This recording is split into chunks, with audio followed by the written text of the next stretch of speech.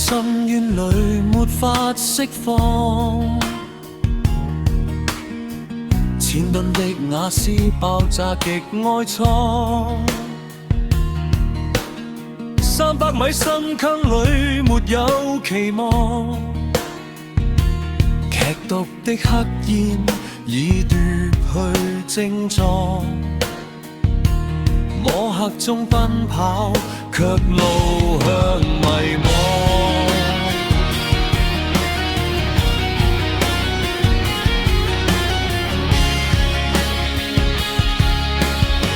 好漢子一朝去，夢已埋葬，親友的心碎，淚眼在齊放。82條生命化作絕望，100多傷者在痛楚抵抗，警報聲悲傷扣住這人浪。世界各國自哀感到悲愴，普京發電信慰問這境況，都市也發文通道這情況，長治的官員為會永心喪，徹查那奸商違法太狂妄。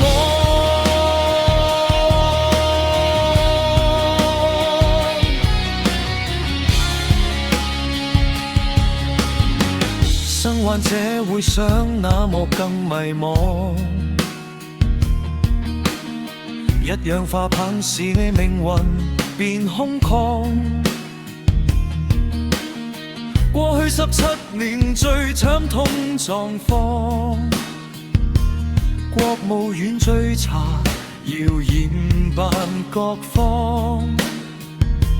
要給那死者最後的平安。世界各國自哀感到悲愴，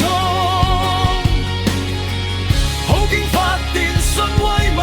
這境況，高市也發文通道這情況，長治的官員跪貼並心喪，徹查那奸商違法太狂妄。